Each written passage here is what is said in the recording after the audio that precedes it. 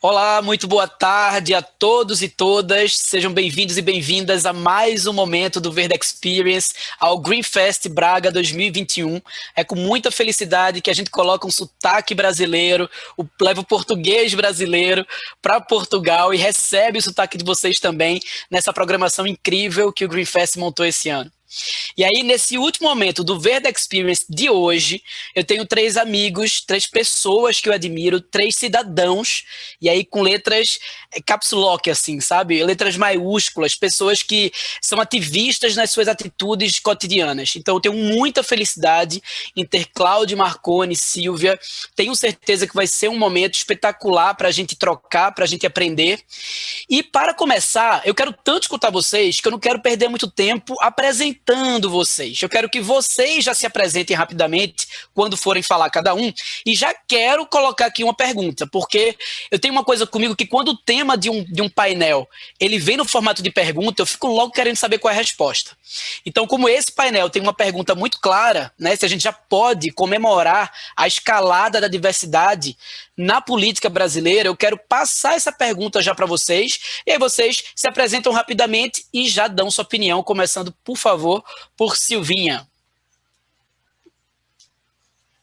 Poxa, vamos embora para essa conversa boa. Agradeço demais a Verda por esse convite, né, num sábado à tarde para a gente que está aqui no Recife, no Brasil.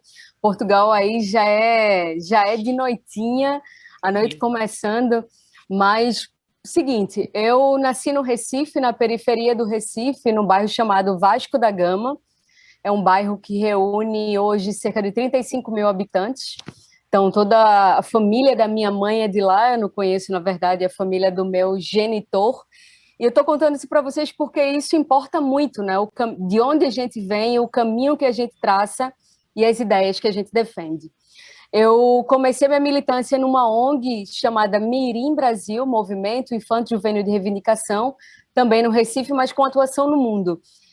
E aí, desde os 13 anos, Pedro, eu já tinha vontade de revolucionária, radical, dizer, caramba, isso é tão óbvio, por que tá assim?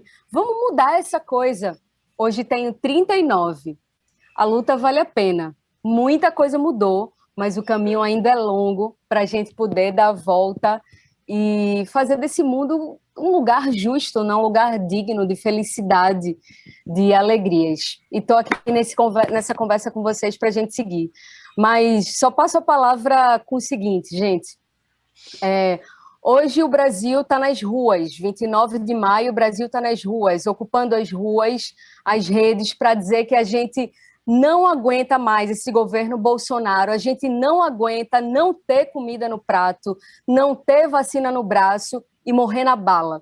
E nós aqui no Recife, capital de Pernambuco, vivemos um ato terrível no comando do governo do PSB, que mandou bala, bomba e gás, spray lacrimogêneo em cima das pessoas que ocuparam as ruas, que não era contra o governo de Pernambuco, e sim reivindicando coisa boa, reivindicando vacina, comida no prato, que é principalmente o que o governo nacional está calando e está querendo, e está, na realidade, num plano de genocídio com relação à população negra, quilombola, indígena e periférica. E nós não aceitamos isso de governo nenhum. E o governo de esquerda decente não pactua com esse tipo de ato. Então, se o governo de Pernambuco não mandou a ordem, ele demita o comando da Polícia Militar do Estado, porque nós não aceitaremos esse tipo de atitude contra o nosso povo.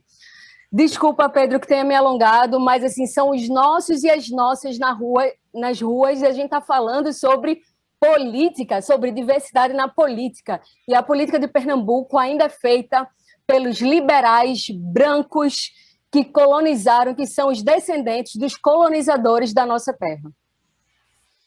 Silvinha, o microfone está aberto para nossas opiniões, fique tranquila com tudo isso, você sabe que o nosso espaço é de debate. Vamos passando para Cláudio, por favor. Olá, gente. Obrigado, Pedro, pelo convite. Silvinha, bom revê-la. Marconi, bom revê-lo. Bem, a minha história não é diferente da Silvia. Eu acho que nem tão pouco da do Marconi, mas o Marconi vai contar um pouco da história dele. Eu também sou um cara que venho de periferia. Eu sou não do Recife, mas de Olinda. Eu nasci e me criei em Caixa d'Água, né? Que era chamado da Ofeia e não a Olinda, que é um bairro do município de Olinda, né? É uma cidade muito querida, muito, enfim, que eu sou apaixonado. Mas desde cedo eu consegui compreender essa diversidade de viver, né? Primeiro, cara que tinha sonhos, né, que me ajudou muito a chegar onde eu estou, né? E criado por 4 mulheres, minha mãe separada, outra tia separada, uma avó viúva e mais outra tia jovenzinha. E ali eu aprendi a essência de cada uma dessas pessoas que passaram minha vida, né? Hoje eu falo tanto de física social, né? A gente aprende um com o outro, né? Então, cada mulher daquela que passaram na minha vida, ela me deixou um pedaço de mim, construiu um pedaço de mim. Essa pessoa aqui que hoje vos fala, eu costumo dizer que eu não sou descendente, eu sou ascendente, porque eu carrego uma tradição de um povo forte, tá? E é isso que me mantém aqui defendendo meus pares.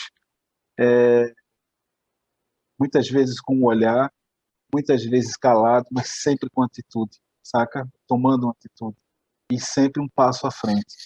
E é isso que me faz manter e me fez reconhecer meus pares e trazer comigo esses pares, sabe?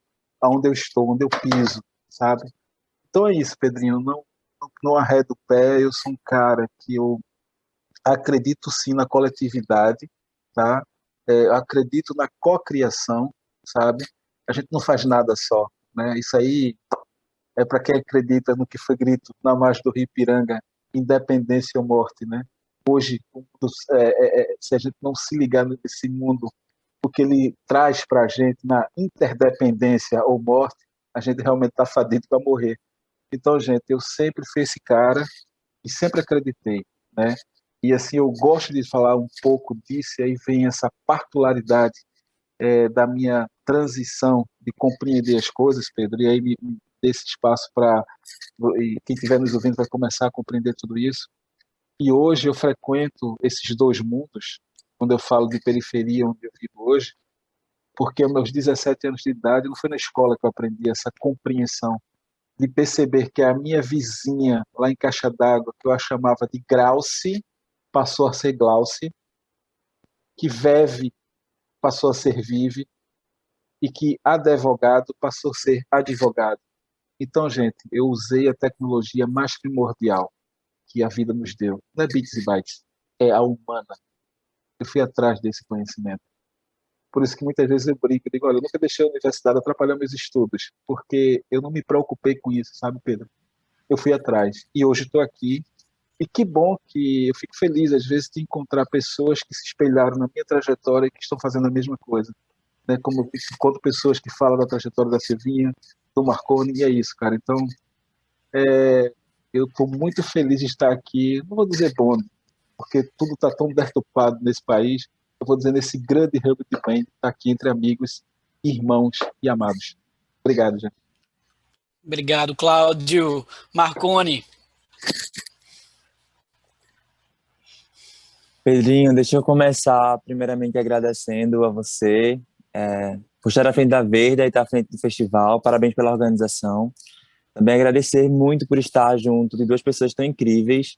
Claudinho é alguém que eu tive a oportunidade de conhecer pessoalmente e ter uma partilha muito produtiva com ele, positiva com ele. Silvia estou conhecendo hoje pessoalmente, mas já ouvi falar muito.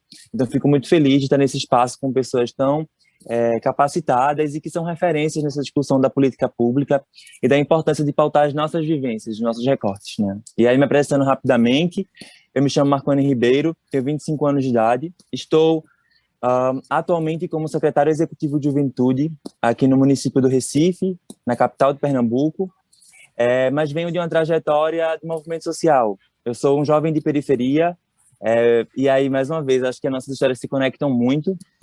Sou nascido e criado no Coque, sou cria do Coque. O Coque é um bairro aqui no município, na capital do Recife, que é muito vulnerável. Sempre gosto de falar um pouco da dinâmica do que é morar no Coque, porque o Coque é um bairro que está no centro do Recife, no coração do Recife, conectado com áreas extremamente estratégicas da cidade, de um lado, a gente tem um dos polos mais importantes de hospitalares do Nordeste, do outro, a gente tem um dos polos mais importantes de tecnologia, que é o Porto Digital, e no meio desses grandes empreendimentos tem o COC. É uma periferia que por muito tempo foi estigmatizada e ainda é muito vista pelo recorte de vulnerabilidade social e de violência que constitui o bairro, né? As pessoas conheceram o COC pela violência que nela foi instituída. E crescer nesse lugar foi muito desafiador para mim. Sou um jovem negro de família muito humilde, que perdi meu pai com 7 anos de idade. Meu pai foi assassinado na esquina da minha rua, então eu vivenciei a violência armada no meu território de uma maneira muito cruel. E muito cedo precisei começar a trabalhar para ajudar minha família. Então, encontrei na educação a oportunidade de poder transformar a minha realidade, compreendendo muito cedo os desafios que era ser um jovem periférico, tentando ter a vida transformada pela educação, mas com muitos desafios consegui estar hoje dentro da gestão pública, podendo pautar as minhas vivências e poder trazer um pouco dos desafios do que é ser periférico numa capital e a importância de pautar política pública para esses grupos. Então, essa é um pouco da minha trajetória. E aí, falando um pouco da pergunta que o Pedro fez, eu acho que hoje, acho que Silvinha falou um pouco disso, hoje não sei se é um dia para se comemorar, né? Hoje é 29 de maio, a gente está tendo uma grande movimentação a nível nacional sobre o quão cansados e quão fadigados estamos desses desafios que é ser brasileiro num país onde a política é tão negligenciada, né? Acho que a população hoje está indo para as ruas para dizer mais uma vez que já chega, né, dessa negligência. A gente precisa de vacina, a gente precisa de comida na mesa, a gente precisa de garantia dos nossos direitos. Então, acho que não dá para a gente celebrar em momento nenhum. E aí, respondendo essa pergunta, se dá para a gente vibrar já por esse processo todo de diversidade que a gente tem vivenciado no Brasil, acho que não. Estamos em passos muito pequenos, né, ainda, são processos muito lentos. A gente que está dentro da política entende que é de fato um processo de formiguinha, mas ainda não dá para a gente vibrar, né? Não dá para a gente celebrar. Acho que celebrar é uma palavra muito forte.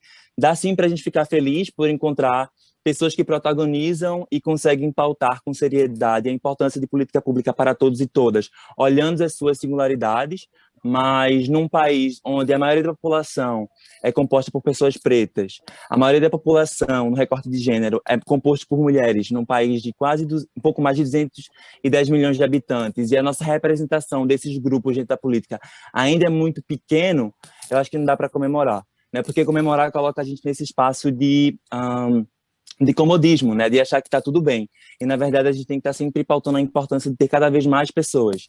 Então, quando alguém como o Cláudio, como eu, entra dentro desses espaços de política, a gente se torna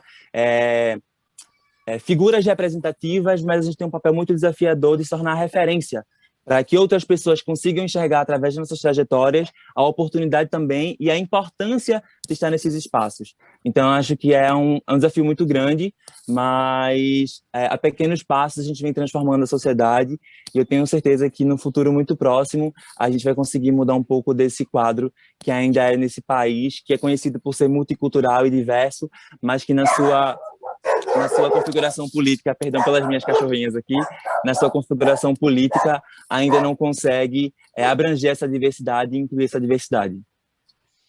Muito bom, gente. Vocês sabem que a curiosidade sobre esse tema que eu coloquei para vocês, é uma releitura, na verdade, de uma manchete em formato de afirmação pós-eleição passada. Eu achei muito curioso. Quando eu vi uma afirmação dizendo devemos comemorar a escalada da diversidade na política do Brasil, eu disse, eu preciso transformar isso numa pergunta e trazer gente que possa falar sobre isso, como vocês estão aqui. Então, agradeço muito a fala inicial de vocês. E já entrando um pouquinho em algumas perguntas específicas sobre cada um, eu queria saber de Silvinha, ela, né, uma mulher ativista há muitos anos, como ela mesma colocou, uma mulher negra, LGBTQIA+, e foi candidata a vereadora nas últimas eleições. Eu queria saber que legado fica dessa experiência enquanto candidata. Eu sei que tem a Silvinha, sim, que a gente vai falar um pouquinho mais depois da ativista, da questão da Silvinha relacionada à educação, e a gente vai chegar lá, mas eu queria ver, Silvinha, inicialmente eu queria saber a tua experiência enquanto candidata, assim, que legado é esse? Que leitura você faz sobre essa experiência? Ai, primeiro, agradecer de novo, assim, esse momento aqui, eu sinto, né, eu chego para a sala com vocês com sangue fervendo, né? Não é fácil, Cláudio, a gente está no momento, e está no exato momento que vários e várias das nossas irmãs e irmãos estão nas ruas apanhando do governo, né, por reivindicar algo que é digno e é justo. Então, eu já cheguei aqui com muita força, mas, assim, o carinho por estar aqui com vocês e a troca de ideias, ela é imensa, sabe, Pedro e Marconi? E eu acredito muito no que vocês podem contribuir para com o estado de Pernambuco, para com a cidade do Recife e para com o Brasil, né? Eu acredito que cada pessoa negra, periférica, quilombola, indígena, e eu digo essas pessoas, né, e as mulheres que vêm dessas lutas populares, o que a gente pode levar para esses espaços da política institucional é muito valioso. E aí, Pedro, é valioso porque quando a gente entra numa eleição, numa disputa eleitoral, ou quando a gente entra para ocupar um cargo público, né, a gente demonstra às pessoas de que esse lugar é nosso. Mas não é nosso no sentido pessoal, não é o que eu vou levar para casa no final do dia ou no final do mês. É o que eu posso fazer ali para representar o desejo de mudança de vida por dignidade, por democracia ampla, irrestrita, radical, né? Às vezes a gente tem até dificuldade de usar o termo radical, Cláudio, porque em momentos, né, de dicotomia e de oposicionismos, digamos assim, oposicionismo vazio, a palavra radical virou coisa ruim, né? Na realidade, gente, não tenhamos medo de ser radicais. A pessoa radical reivindica e luta e defende o que está na raiz, como a árvore.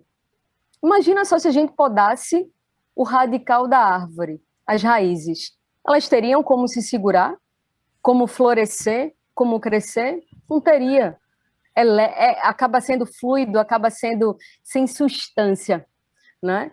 E eu acho que é exatamente isso, sabe, Pedrinho? De que o legado que fica é que nós, mulheres negras, mulheres que estamos na luta, mulheres que temos uma visão de sociedade justa, que, por exemplo, entendemos a justiça climática a partir da justiça social, né?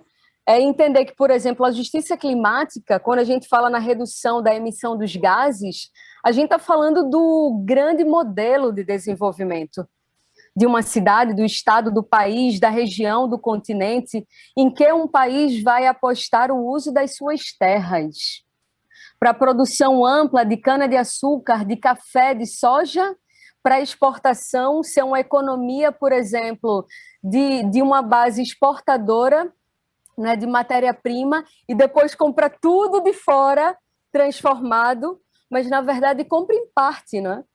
Porque boa parte da população acaba não tendo acesso à alimentação e acaba não tendo acesso à segurança alimentar e nutricional aqui no Brasil.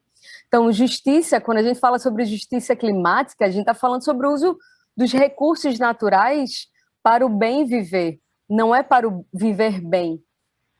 E eu acho que, nesse sentido, eu entendo, mais do que acho, eu entendo que a Europa teve uma experiência, principalmente nos últimos 60, enfim, depois da segunda década, de que existe uma limitação de uma democracia baseada no consumo e não faz de conta que o resto do mundo, como normalmente os europeus dizem, o resto do mundo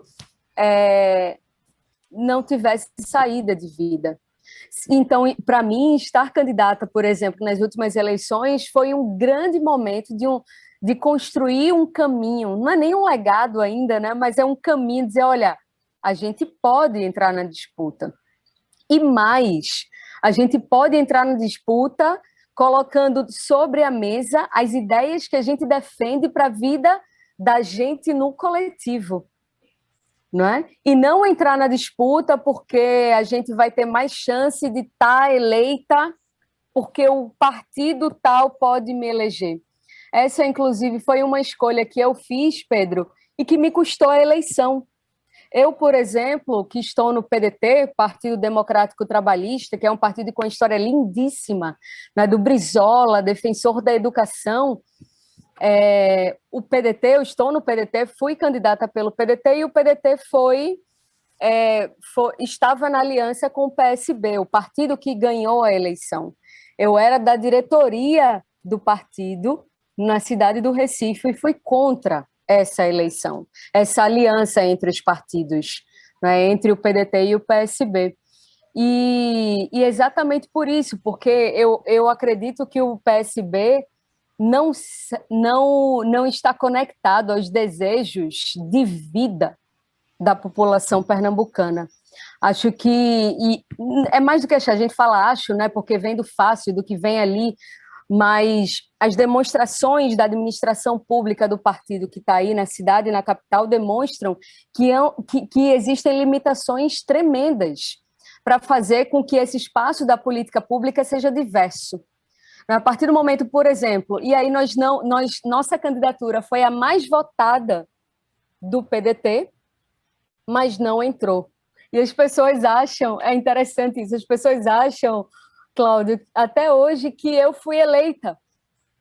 E dizem, Silvia, você pode colocar essa proposta aí na Câmara, você pode falar com o prefeito. Eu disse, gente, nossa candidatura foi linda, maravilhosa, nós ocupamos as ruas com ideias, mas nós não ocupamos o lugar na Câmara. Arrependimento nenhum, porque eu sigo o meu caminho, não vivo para eleição, mas se venho a estar candidata de novo, defenderei com mais afinco, com mais radicalismo o que propomos na candidatura, na última candidatura, né? E eu acredito que isso, assim, eu acho que a gente, enquanto mulheres que viemos ou que estamos na periferia e que vemos o mundo ainda com essa lente, e que buscamos o bem viver, que olhamos para a justiça climática a partir de uma lente da justiça social, e a gente tem feito muito isso no movimento internacional aqui na América Latina, a nossa América Verde, a gente sabe que o caminho ele é válido, ele é necessário, que outras e outros virão, até que não só que sejamos livres, que é o que está no front, assim, lá na ponta, mas principalmente que a política institucional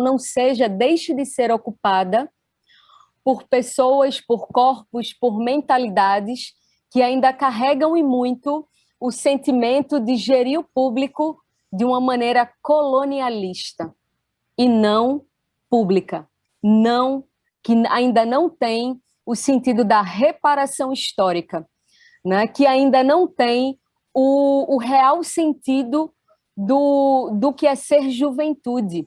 Marconi, eu participei, por exemplo, como especialista da construção do primeiro plano de políticas públicas de juventude da cidade do Recife. E foi com muita luta, mas muita, não sei se você nem imagina, assim, mas provavelmente imagina, porque você é jovem, você vivencia e você está no espaço público agora. Mas até hoje, Pedro e Cláudio, não existe orçamento destinado ao plano de política pública da cidade, para políticas públicas de juventude na cidade do Recife. Isso passa, Pedro, porque a diversidade nesse lugar da política não vem pelo discurso de uma pessoa que vivenciou e vivencia Recife a partir dos lugares planos da cidade, que tem acesso à água com tranquilidade, ao transporte com tranquilidade, que se sentem, inclusive, muito seguras do ponto de vista da segurança pública, que nenhum policial vai abordar, sabe? Não são essas pessoas que, ao ocuparem os cargos e dizerem assim, com tanto de caridade, né? Nós olhamos para a cidade, nós temos que cuidar dessas pessoas. Elas não são nós. Então, quem tem que estar nos lugares de decisão da política, na centralidade, são os nossos corpos. São os corpos negros, os corpos de LGBT e, principalmente, os corpos periféricos. Obrigado, Silvinha. Cláudio, quando eu olho para você, assim como eu falei sobre a trajetória de Silvinha, rapidamente, a gente vai se aprofundar mais um pouquinho já já, quando eu olho para a sua trajetória, a gente vê você passear de uma forma muito positiva entre poder público e privado, né? Você sempre teve próximo do movimento de inovação da cidade, do estado, do Brasil, né? Indo para outras regiões, inclusive, como o norte do Brasil. E eu queria saber de você o que é que você visualiza, qual é a tua leitura sobre diversidade nessas duas áreas em específico. Você acha que tem um abismo? Você acha que os setores, né, existe um diálogo intersetorial? Como você enxerga tudo isso? Olha, para ser bem direto, existe sim esse abismo, cara. Eu vejo esse distanciamento muito, sabe, muito a, a longo prazo, né? Mas é como a Silva fala, a gente tem que ocupar e sempre resistir, trazer à tona as nossas necessidades. Então, Pedro, como gestor público, eu pauto a minha trajetória passando aqui de linkar e trazer esses entendimentos para os meus pares, né, que estão dentro comigo em algum projeto, em alguma situação, eu traço esse recorte para você. Silvinha falou aí de clima. Eu hoje, Silvinha, assim que cheguei na secretaria, a primeira coisa que eu fiz foi porque, entenda, existe uma diretriz na secretaria, que era a estratégia que foi pensada de 15 a 22, e eu me agarrei lá com os ODS, que eu acho que é de suma importância, tá? E dali a gente pode abrir várias discussões. Então, esse foi meu acordo com o secretário, e ele disse, vá em frente, porque isso é muito importante para o Estado. Então, porque vocês sabem que a gente paga muito, preço muito alto, do desconhecimento do que de fato é a realidade dos ODS que nos ajuda, né? Estudos falam que são 49% da população brasileira que desconhece os ODS. Eu acho que é muito mais, tá? Então não é à toa que o Brasil ocupa o 4º lugar em casamentos infantis, enfim, entre outras coisas, e que a gente não sabe, desconhece. Então, quando eu começo a linkar essas ações da secretaria conectado com as metas dos ODS, eu acho que a gente começa a desenhar uma forma sem querer, digamos assim, impor, ou então a turma achar que é viagem. Então eu tenho esse cuidado, mas sempre trazendo à tona essa pauta. E aí, Pedro, por que eu digo que ainda é esse abismo? Eu aqui quero fazer uma lembrança a todos aqui. As ações mais assertivas tomadas na pandemia foi tomada por mulheres. Cadê isso na mídia? Né? Então, quando você faz esse recorte por tecnologia, o lugar ainda é muito machista, cara. Me desculpe.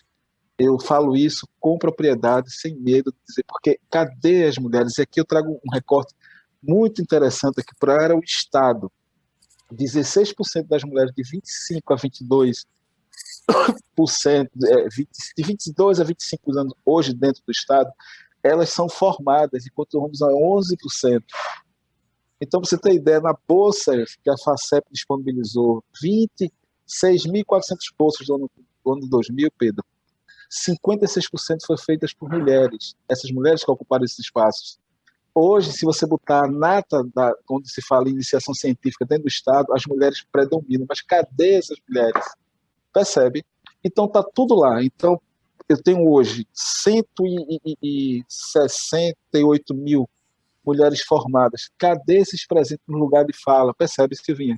Quanto esse espaço ainda é tão... Então, gente, eu fico às vezes me perguntando, né? Então, a gente precisa debater mais. E fico feliz com alguns passos que vem tomando, né?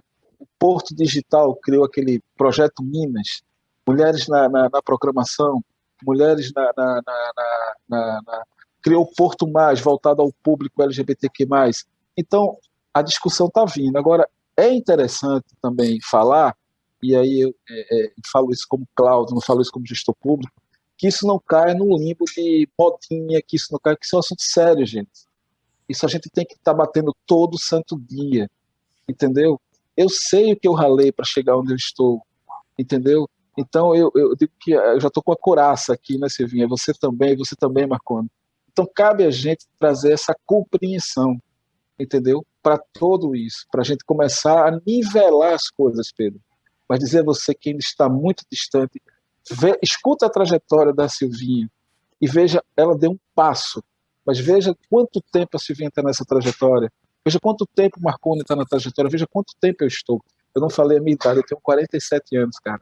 Eu trabalho desde os 16 com carteira assinada, mas trabalho desde os 12, entendeu? Então, desde os 12 anos de idade eu trabalho. E se você perguntar, Cláudio, você...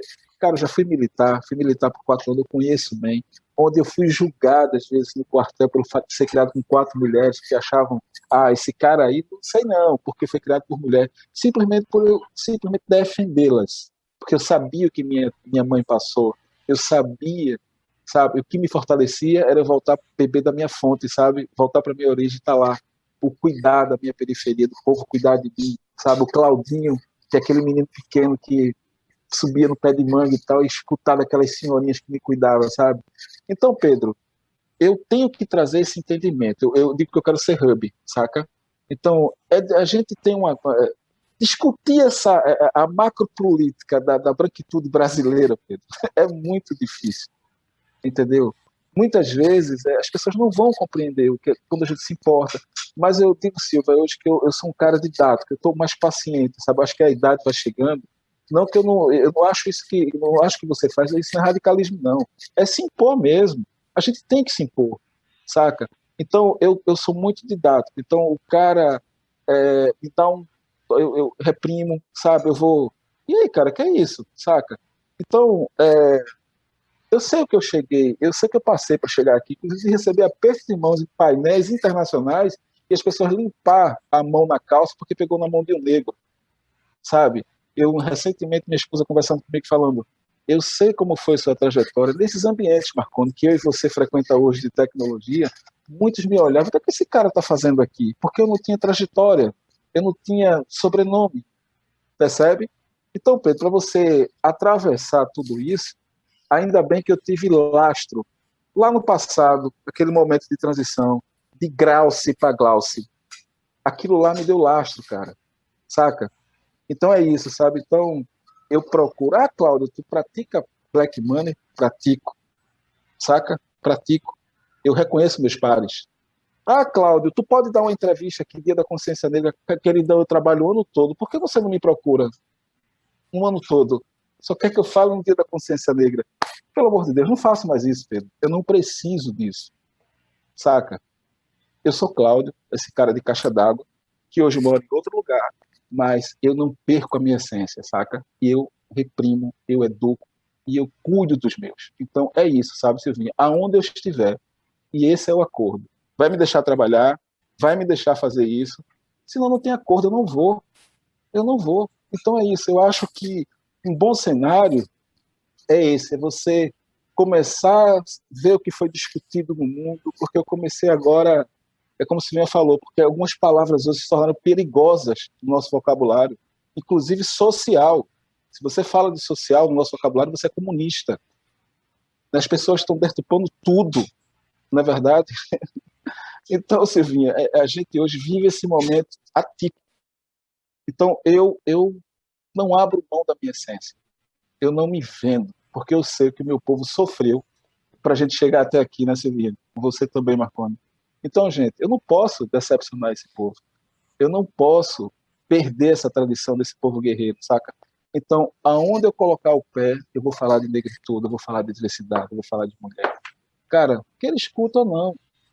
Se os ODS me propõem isso e me traz isso de uma forma muito conectada globalmente, ótimo. Porque eu quero puxar, sim, os ODS 5 e os ODS 8, eu quero trabalho decente, eu quero igualdade de gêneros, percebe? Eu quero ODS 1, eu quero erradicação da pobreza. Eu penso sim, cara, no feijão na lata desse povo. Então não dá para eu estar aqui, sabe? Eu digo que eu só dou canetado onde eu vou usufruir depois que saio da frente do meu birô. É isso, eu tenho que pensar assim. E trago para o play os meus, sabe? As pessoas que se conhecem, as pessoas de carreira, que eu estou lá de passagem. Eu sou funcionário público. Eu recebi um convite para um desafio. E esse desafio ele tem que ser bem tocado, percebe? Então é isso que eu me agarro, porque todos sabem, eu tenho uma empresa que eu trabalho com territórios vulneráveis e inovativos, e essa é a minha essência, porque eu aprendi assim. E fui convidado para o governo para fazer esse tipo de coisa. Então, meu recorte é esse, Pedro. Em ambos os lados, há esse distanciamento ainda, porque a gente está num bom começo e numa boa luta. mas eu tenho fé, muita fé mesmo, que meus netos vão ter outra realidade, sabe? E é isso que eu estou trabalhando. Obrigado, Cláudio, pela sua explanação. Marconi, e que os netos de Cláudio e de todos nós aqui possam brincar juntas e juntos um dia, né? Com certeza, Silvinha, com certeza. Isso. Marconi, para acabar essa rodada, né, de uma pergunta para cada, porque eu quero olhar um pouquinho para além das fronteiras e saber uma opinião sobre o globo, digamos assim, de vocês, mais global. Mas para Marconi eu queria perguntar o seguinte: se eu não me engano, e você pode me corrigir aqui ao vivo, tá, Marconi? Eu sei que você é um dos secretários, e aí talvez o meu erro seja aqui, eu acho que você é o segundo secretário executivo mais jovem eleito agora na últimas eleições, que assumiu, né, uma pasta agora nesse último governo que assumiu, enfim, que está agora em voga. Se eu não me engano é o segundo, estou correto em relação a isso? Tá, beleza. E você é negro, você é periférico, você vem da periferia, você é LGBTQIA+. E eu queria saber qual era a tua visão antes de entrar na gestão pública. Eu sei que você sempre foi muito próximo em termos de opiniões e de buscar informações de como está a gestão pública, sempre foi muito presente em relação a isso. Mas eu queria saber se mudou algo em relação à sua visão, e aí especificamente sobre a temática da gente, tá? A questão de diversidade. Como é que você via isso antes de assumir um cargo público e agora que você está nesse cargo? Sim, Pedrinho, você tem razão. Eu sou um dos secretários de juventude mais jovens do Brasil. É um desafio gigantesco, né? Eu só acho que quem é mais novo do que eu é Salvino, no Rio de Janeiro, 23 anos de idade, também uma pessoa que tem muita expertise, embora muito jovem, e um trabalho muito massa também dentro do campo do movimento social. E é uma pressão muito grande, né? Ser tão jovem, mas muito importante por estar nessa fase da minha vida de juventude e assumindo a parte de juventude. Bom, a minha relação com política pública, ela tem dois momentos, né? Eu não me relaciono com a política pública apenas nesse momento agora que eu assumo esse lugar como gestor. A minha vida toda, eu me conectei, a minha vida foi tocada pela política pública de alguma forma, né? Como falei para vocês, eu comecei a trabalhar muito cedo. Eu vendia coxinha e cachorro-quente com 9 anos de idade na esquina da minha rua para sustentar minha família. Minha mãe tem uma doença na qual impossibilitava que ela pudesse trabalhar, então eu comecei a trabalhar muito cedo. E o recurso que eu utilizei para começar o meu pequeno negócio aos 9 anos de idade, e eu não estou romantizando isso não, tá? Eu estou denunciando mesmo, mas ao mesmo tempo contando um pouco da minha trajetória, foi o Bolsa Família. Foi o recurso de R$150 que garantia que a minha família pudesse ter alguma renda.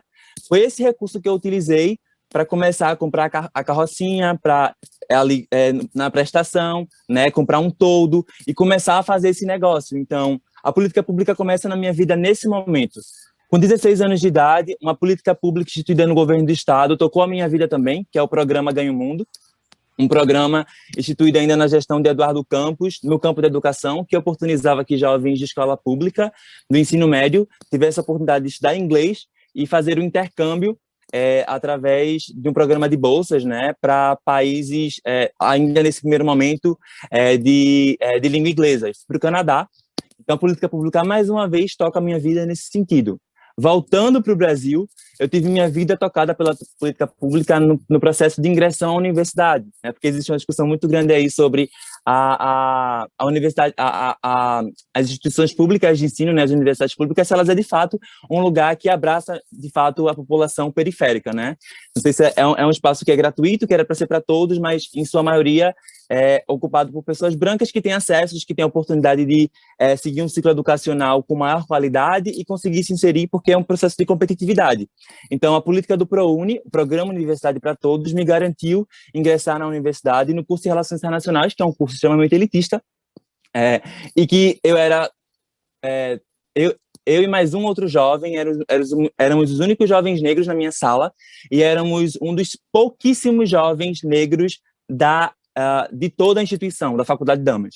Então, a política pública me permitiu ocupar esses espaços, acessar esses espaços.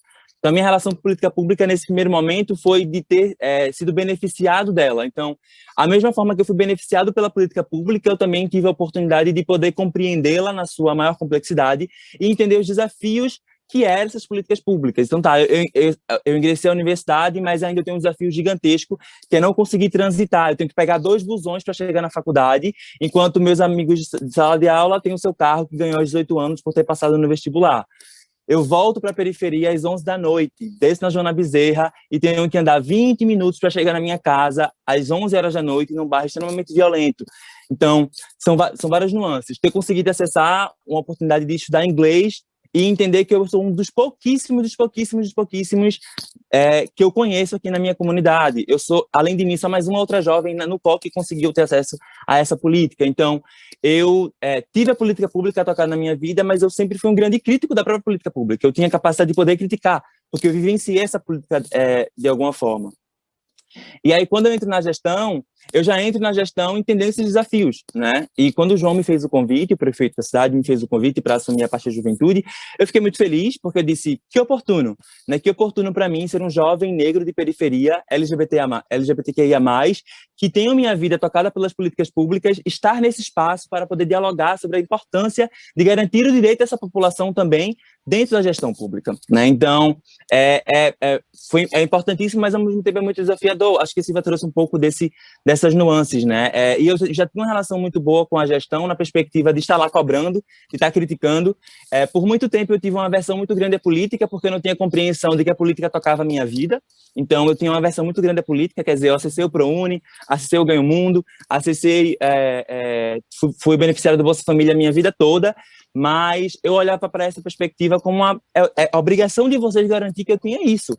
Mas eu não entendia as estratégias e tudo que era feito, né, nessas tramitações da política pública sendo feita e chegando na ponta. E aí, quando eu assumo a gestão, eu me deparo com diversos desafios, como um desses, por exemplo, né, que o Plano Municipal de Juventude é um trabalho fantástico que foi instituído na gestão que antecedeu a minha, mas que a gente ainda não tinha um plano orçamentário que garantisse que a gente compreendesse o quanto é gasto para a juventude, né, o quanto é investido em juventude na cidade do Recife. Então, uma das minhas primeiras metas dentro da gestão foi fazer com que a gente conseguisse articular esse diálogo. Né? E eu estou dentro dessa discussão, dentro da gestão, exatamente trazendo um pouco dessas nuances. Acho que existem muitos pontos a serem melhorados na gestão, mas coisas muito positivas já foram feitas desde o início. Né? A gestão de João, ela já foi uma gestão que começou tendo uma paridade de gênero, né? Onde 50% dos cargos, um pouco mais de 50% dos cargos, estão sendo liderados por mulheres, né? Os cargos de gestão estão sendo liderados por mulheres. E isso traz uma dinâmica diferente para o trabalho que a gente vem desenvolvendo.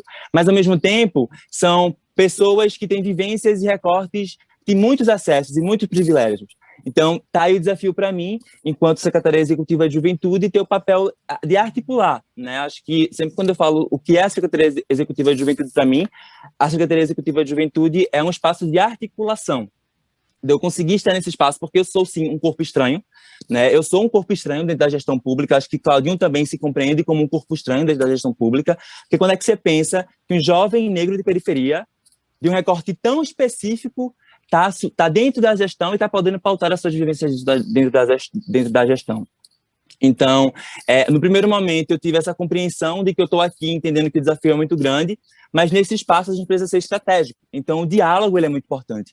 Se articular internamente é muito importante. Que tipo de estratégias, Marconi, tu utilizas?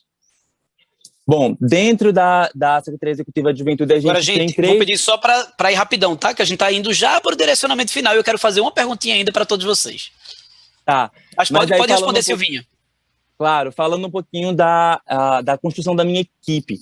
Dentro da construção da minha equipe, eu quis ter certeza que a gente ia poder ter recortes importantes. Mais de 50% da minha equipe é composta por pessoas pretas.